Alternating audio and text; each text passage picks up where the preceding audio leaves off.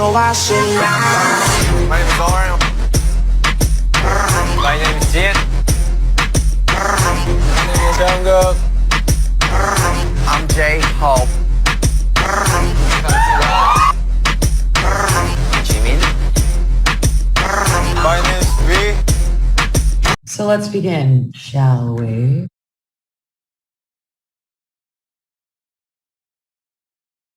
BTS paved the way. This is a notice from Hybe, as reported by various news sources. We would like to provide an explanation about an email that is said to have been sent to us by the parents of NewJeans, as reported by a media outlet on May 13th of 2024. We received the mentioned email on April 3rd of 2024, and we already replied on April 16th of 2024 with content including that it is not plagiarism. We also want to state that the claim that the start of the Adore incident was due to neglect, such as not responding to greetings, is a one-sided argument and not true. We find it very unfortunate that Hee Jin is using an old-fashioned practice as she drags in artists and their families in her own battles for her personal greed. We have evidence that the act of sending emails attacking Hybe was part of the plan for the takeover of management rights and her personal gain from the start. Hee Jin suggested using the parents to raise issues because it would breach the shareholders' agreement if she did it herself. The email allegedly sent by the parents was actually written by Vice President L and Hee Jin. We plan to submit this evidence to investigative and judicial authorities. We cannot help but express our dismay at Hee Jin's behavior, using artists as shields for her personal gain and even putting their parents at the forefront. We urge her not to mislead public opinion and to exercise restraint to protect the value of the artists. End of Hybe's statement. DJazJae's statement. Let me explain fully how I feel about this situation between Hee Jin and Hybe Inc. Everyone out there has an opinion, even making videos, so I want to put my worth with my perspective, my truth, and my opinion. I will let you know now Hee Jin involving NewJeans' parents into this drama caused by Hee Jin is sick and desperate. When I first saw the press interview with Hee Jin, her appearance did not fit as the CEO of Adore.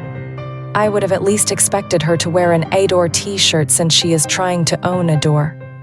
People always judge you by how you present yourself, especially when you're laying everything out for the public to see.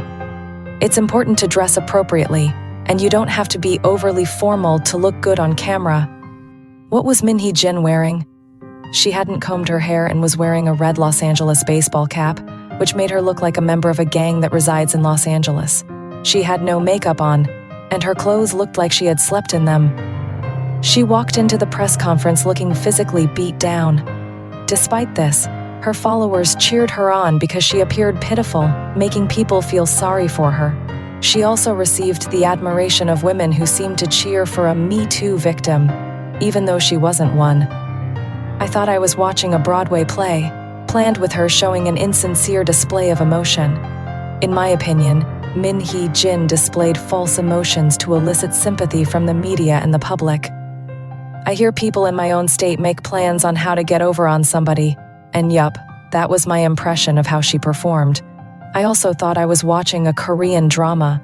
Her actions seemed fake to me. All of this started because she complained about Illit plagiarizing one of NewJeans' songs. That was just the beginning.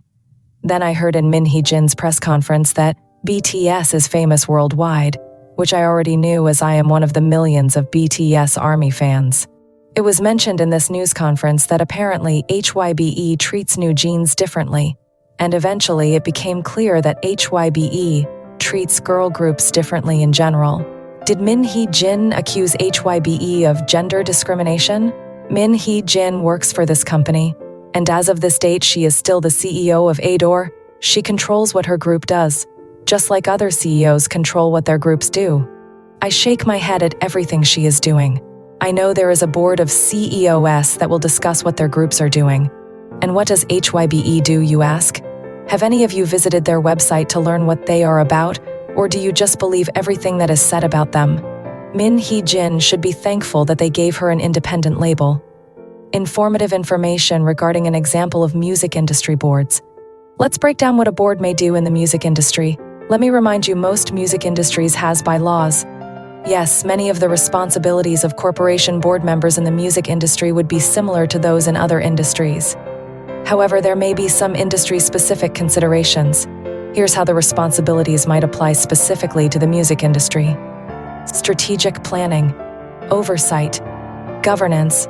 Board members would establish governance policies that address issues specific to the music industry, such as intellectual property rights, copyright compliance, and artist contracts.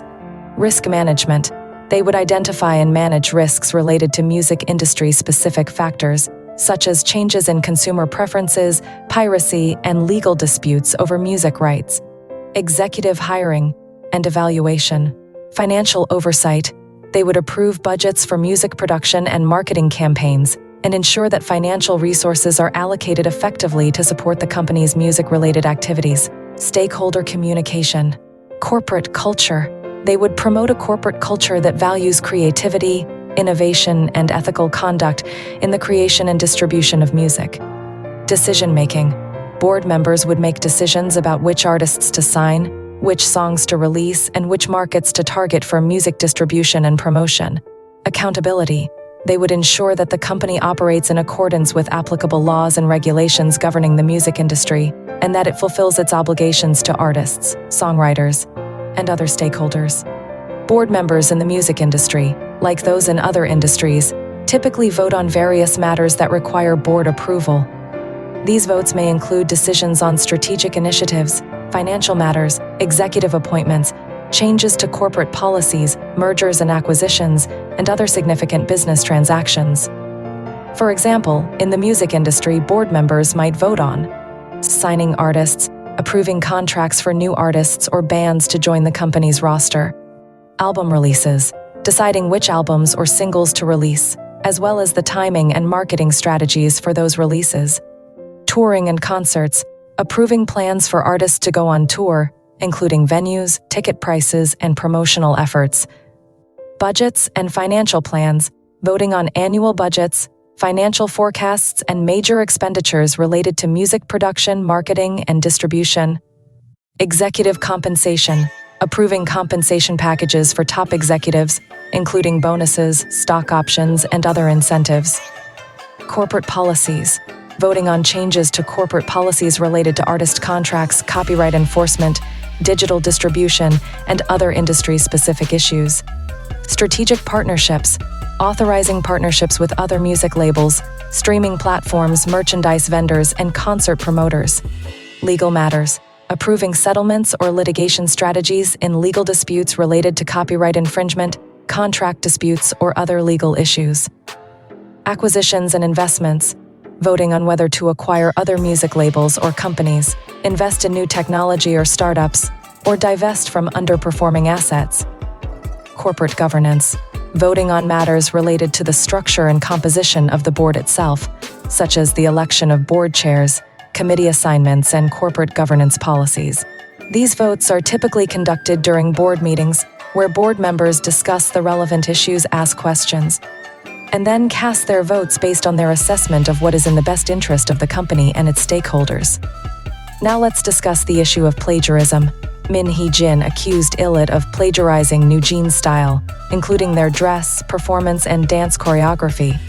But did anyone question Hee Jin about the fact that NewJeans has several songs that sound remarkably similar to other songs? Is this a coincidence, or is it plagiarism?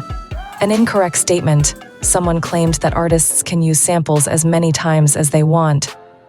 What the laws say, artists cannot use samples without obtaining permission from the copyright owner of the sampled music, as this would infringe on the copyright owner's rights. This rule applies to remixes and mashups as well. There are some legal exceptions and limitations, such as fair use, but these are specific and limited to legally use samples in their own music, especially if they plan to release it commercially. Artists must obtain written permission from both the copyright owners of the song's sound recording and the underlying musical composition. The length and nature of the sample can affect the licensing requirements. For instance, a short sample might only need a license for the sound recording, while a longer sample might require licenses for both the sound recording and the musical composition. Artists do not need to get sample clearance if they are only using the sample at home or in live shows. However, if an artist samples a song without a license and releases it commercially, they could be liable for copyright infringement. The consequences of copyright infringement or plagiarism can include statutory damages and injunctions. So who is right? I guess we will see after board hearings and court hearings.